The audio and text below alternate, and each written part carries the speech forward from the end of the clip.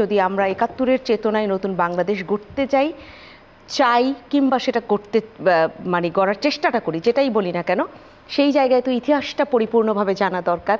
যদি বলি যে শিশু এই ১৫ বছরে বেড়ে উঠেছে, এই পতিত সরকারের কথা বলছি, সেই সময়টাতে বেড়ে উঠেছে একরকম ইতিহাস জেনেছে, সে এখন এসে জানলো যে এই ইতিহাস তারা তাদের মতো করে লিখেছে, এখন নতুনভাবে তাকে ইতিহাস জানতে হবে।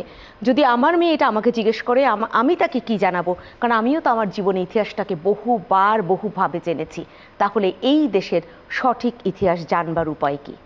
আমাদের ইতিহাসের আলোচনা করতে গেলে আপনি এর আগের সময়ে, অর্থাৎ ব্রিটিশ শাসনামলে যখন উপনিবেশবাদ বিরোধী আন্দোলন হচ্ছিল, তখন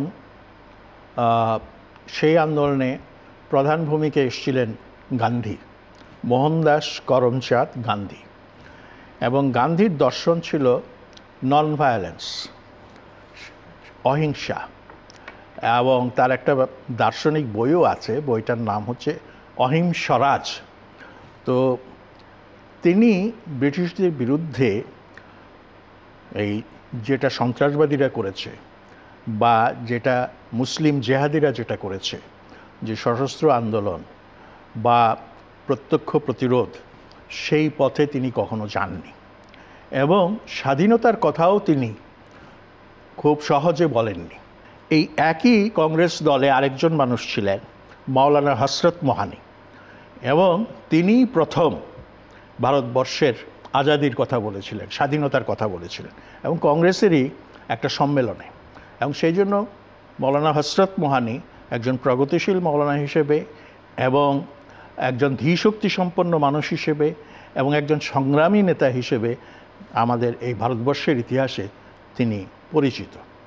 তো দেখুন, এরও আগে আমরা জানি 1857-তে সিপাহী অভ্যুত্থান হয়েছিল, এবং সেটাকে কার্ল মার্কসও বলেননি, কিন্তু পরে বলা হয়েছিল। সোভিয়েত ইউনিয়নের মস্কোতে মার্কস অ্যাঙ্গেলস লেনিন ইনস্টিটিউটের যে পর্যালোচনা, সেই পর্যালোচনায় বলা হয়েছিল যে এটা ভারতের প্রথম স্বাধীনতা সংগ্রাম। তো সেখানে তো প্রচুর ভায়োলেন্স হয়েছে, এবং শেষ পর্যন্ত সিপাহী এবং সাধারণ মানুষকে ব্রিটিশরা ব্যাপকভাবে হত্যা করে সেই বিদ্রোহ দমন করেছে। এরও আগে সৈয়দ আহমদ বেরেলভি, ওই যে জেহাদি আন্দোলনের কথা যেটা বললাম, সেই সংগ্রাম উনি করেছেন, এবং শেষ পর্যন্ত বালাকোটের যুদ্ধে তিনি শহীদ হয়েছেন।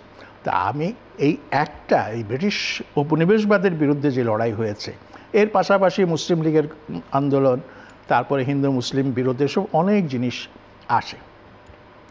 এবং মজার ব্যাপার হচ্ছে যে ভারতের স্বাধীনতা সংগ্রাম সম্পর্কেও ইতিহাসের যে বিতর্ক, সেই বিতর্ক কিন্তু আপনি যদি ভারতে যান, ভারতের বিখ্যাত ইতিহাসবিদদের সঙ্গে যদি আলোচনা করেন, আপনি যদি ইরফান হাবিবের সঙ্গে কথা বলেন, আপনি যদি রমিলা থাপারের সঙ্গে কথা বলেন, আপনি যদি ডিএন ঝার সঙ্গে কথা বলেন, তাহলে দেখবেন যে তাদের জবানিতে যেটা পাবেন সেটা হচ্ছে তাদের এখানেও কিন্তু প্রচণ্ড মতভেদ, বুঝছেন, স্বাধীনতা সংগ্রাম নিয়ে এবং এর ইতিহাস নিয়ে। এবং সেখানে তারা মুসলমানদের মধ্যে একটা ক্যাটেগরি বাইর করলেন, সেটা হচ্ছে ন্যাশনালিস্ট মুসলিমস। এই ন্যাশনালিস্ট মুসলিমস কারা? যারা কংগ্রেসের সঙ্গে ছিল, মৌলানা আজাদের মতো মানুষ, তাদেরকে। আর অন্যরা, ওরা হচ্ছে সেপারেটিস্ট মুসলিমস, বিচ্ছিন্নতাবাদী। তো কাজেই ইতিহাসের যে বয়ান, সেটা কোনো দেশে কোনো কালে এক রৈখিক হয় না, ইউনিলিনিয়ার হয় না, বহুরৈখিক হয়, বহু মতের কারণে হয়। এবং একটা কথা বলা হয়, history is written by the victors. যারা বিজয়ী হয় তারাই ইতিহাসটা লেখে। এবং আমাদের এখানেও যেটা হয়েছে, এই পূর্ব পাকিস্তান যে বঞ্চিত হচ্ছে, শোষিত হচ্ছে, সেই বিষয়টি সর্বপ্রথম যিনি বিশ্ববাসী এবং দেশের চিন্তাশীল মানুষের নজরে আনেন, তিনি হচ্ছেন, পরবর্তীকালে তিনি একজন মার্কিন বিশ্ববিদ্যালয়ের প্রফেসর। ওই সময় তিনি বামপন্থী ছিলেন, পরবর্তীকালে তিনি ডক্টর কবির উদ্দিন হয়েছেন। এবং তার বন্ধুরা তাকে যোগ করে বলতো যে কবিরোভস্কি, মানে সে একজন কমিউনিস্ট, নামের সঙ্গে একটা রাশিয়ান ইয়েটা যোগ করলো। তিনি একটা পুস্তিকা লিখেছিলেন, সেটা based on east Pakistan house in London. সেটা হচ্ছে আনহ্যাপি ইস্ট পাকিস্তান। স্লোগানও উঠেছিল স্বাধীনতার পরে, এক নেতা এক দেশ, বঙ্গবন্ধুর বাংলাদেশ। কিন্তু এই বাংলাদেশ অনেকের রক্ত, অনেকের অশ্রু, অনেকের শ্রম, অনেকের মেধার দ্বারা তৈরি হয়েছে এবং তাদেরকে ইতিহাসের মঞ্চে আসনে যথাযথভাবে প্রতিষ্ঠা করার জন্য যে আন্তরিক এবং যে মুক্তমনা চিন্তাভাবনা হওয়া উচিত ছিল সেটা হয় নাই, আর হয় নাই বলেই আজকে আমরা বাংলাদেশে যে সংকটটা দেখছি সেই সংকটটা সৃষ্টি হয়েছে এবং এত সব বিরোধ এবং যেটাকে বলে অসহিষ্ণুতা এইগুলো তৈরি হয়েছে।